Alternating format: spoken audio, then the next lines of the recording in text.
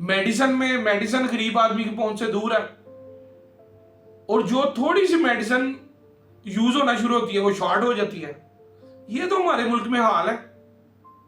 यानी हर चीज हमारे मुल्क में नायाब हो जाती है।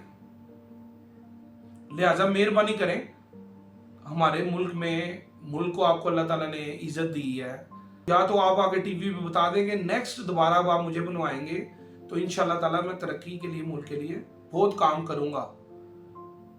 अभी आप वजीर आजम है, काम करके दिखाएं, डिलीवर करें।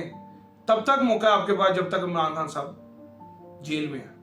जिस दिन वो बाहर आ गए तो आपके लिए मुश्किल पैदा हो जाएगी।